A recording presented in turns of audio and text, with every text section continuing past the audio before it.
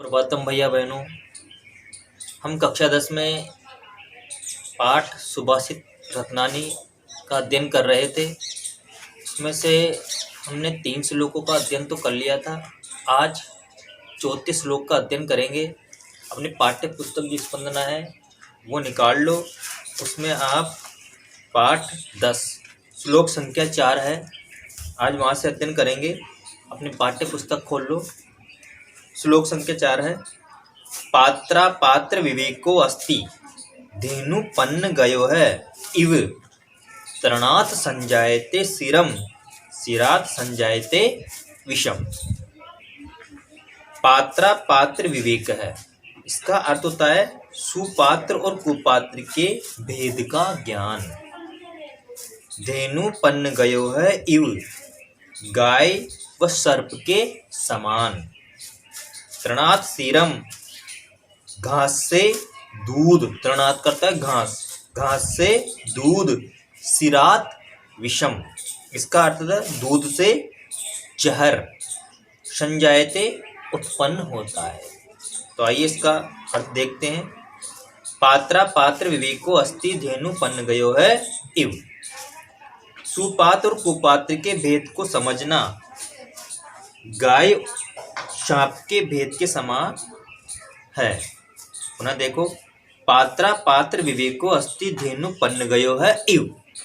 सुपात्र और कुपात्र के भेद को समझना, सुपात्र और कुपात्र के भेद को समझना सांप के भेद को समझने के समान है। अर्थात गाय द्वारा खाए हुए घास से, गाय द्वारा खाई हुई घास से दूध पैदा होता है। गाय घास खाती है और दूध देती है। सुपात्र और कुपात्र के भेद को समझना गाय और सांप के भेद को समझने के समान है। अर्थात गाय द्वारा खाई हुई घास से दूध ही पैदा होता है। अर्थात गाय घास खाती है और दूध देती है, परंतु सांप के पिए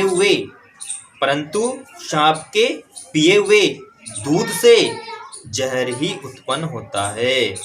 तृणात् संजायते सिरम सिरात् संजायते विषम। तृणात् संजायते सिरम, तृणात् संजायते सिरम। तृणात् संजायते सिरम का अर्थ होता है कि गाय घास खाते हुए भी दूध देती है। सिरात् संजायते विषम, सिरात् संजायते विषम। सांप के दूध पीने पर भी, सांप के दूध पीने पर भी वह जहर ही उत्पन्न करता है। अर्थात इससे स्पष्ट हो गया है कि सुपात्र और सर्प के कुपात्र होने का कारण ऐसा ही होता है। एक बार पुनः श्लोक को देखेंगे।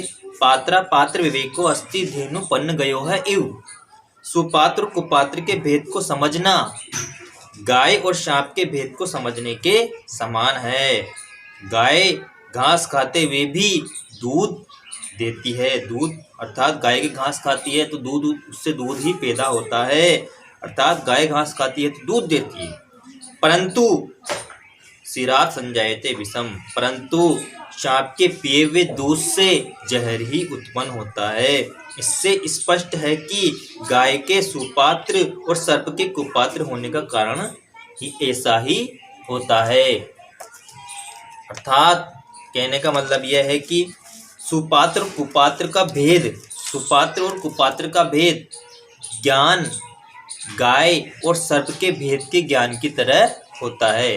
सुपात्र और कुपात्र का भेद ज्ञान गाय के और सर्प के भेद के ज्ञान की तरह होता है, क्योंकि गाय घास खाकर भी दूध देती है, परंतु सांप तो दूध पीकर भी जहर ही देता है। श्लोक संख्या 5, तत् यथा खनित्रेण नरो वर्यादि गच्छति तथा गुरुगताम विद्या शुश्रूषुरधि गच्छति। यथा खनित्रेण नरो वार्यदि गच्छति तथा गुरुगताम विद्या शुश्रूषुरधि गच्छति। खनित्रेण फावड़े या कुदाल से, खनित्रेण का अर्थ है फावड़े या कुदाल से। वारी का अर्थ है पानी को, वारी का अर्थ क्या होता है?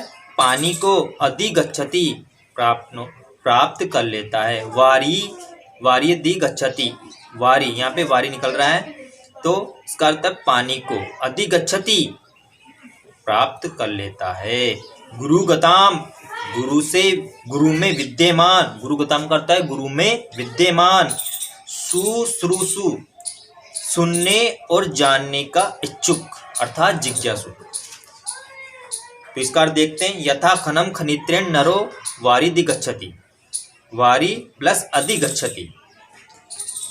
जैसे मनुष्य, यथा यानी जैसे, जैसे मनुष्य खोदने के साधन, जैसे मनुष्य खोदने के साधन, खनन यानी खोदने वाला, खनित्रेण यानी फावड़े कुदाल से।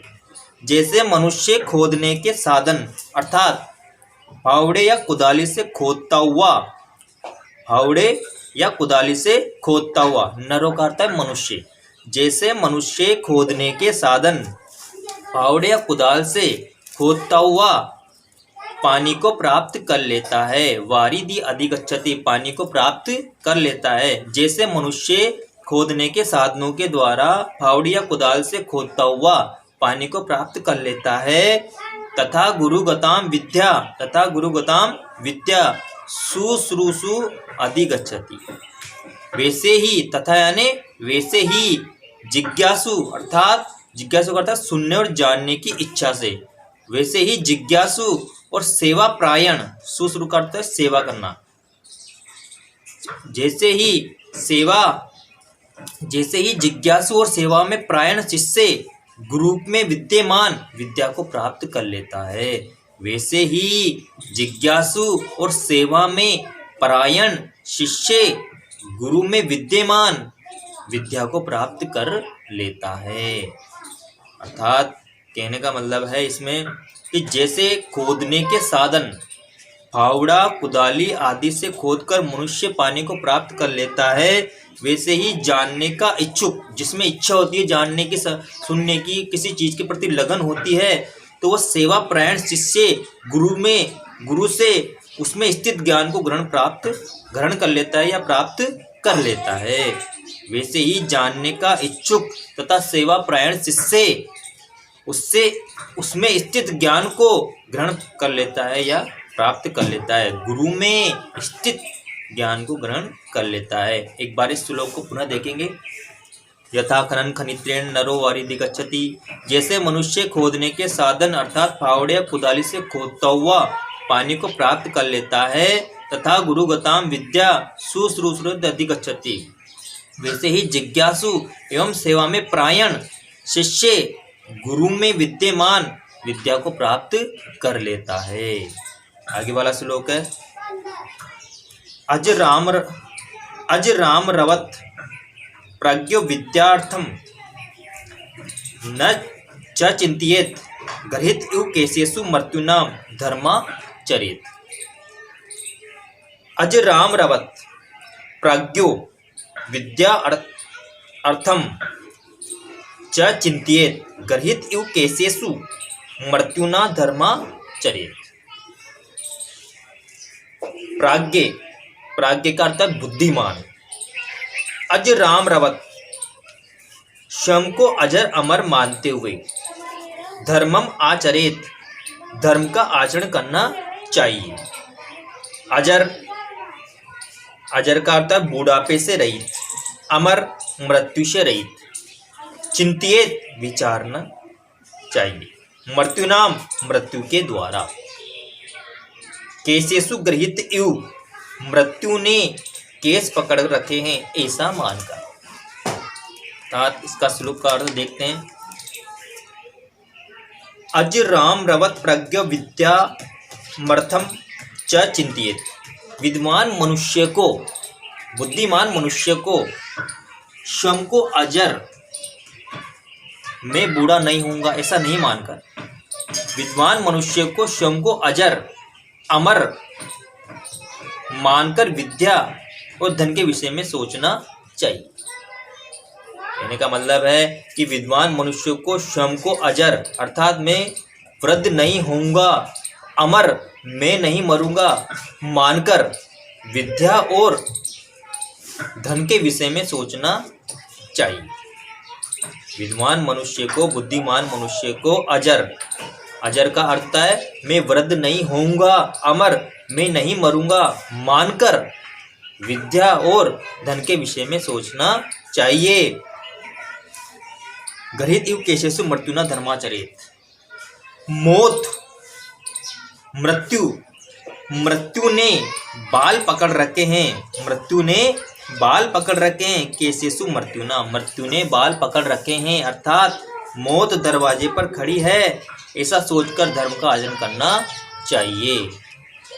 मौत ने बाल पकड़ रखे हैं, अर्थात मौत दरवाजे पर खड़ी है, ऐसा सोचकर धर्म का आचरण करना चाहिए।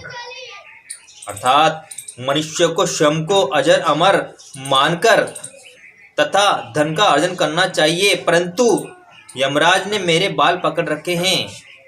जो मृत्यु का देवता है, मृत्यु को, मनुष्य को ले जाने वाला है, जब मृत्यु के समय वह यमराज मेरे बाल पकड़ रखा है और मैं मरणासन हूँ, ऐसा मानकर धर्म का आचरण करना चाहिए, क्योंकि मृत्यु कभी भी आ सकती है। एक बार इस श्लोक को पुनः देखते हैं।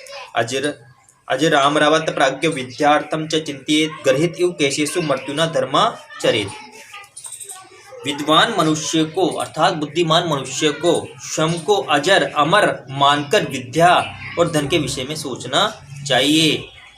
गृहीत इव केशेषु मृत्युना धर्माचरेत। गृहीत इव केशेषु मृत्युना, मौत ने बाल पकड़ कर रखे हैं, मृत्यु ने बाल पकड़ रखे हैं, अर्थात मौत दरवाजे पर खड़ी हुई है, ऐसा सोचकर धर्माचरित, धर्म का आचरण करना चाहिए।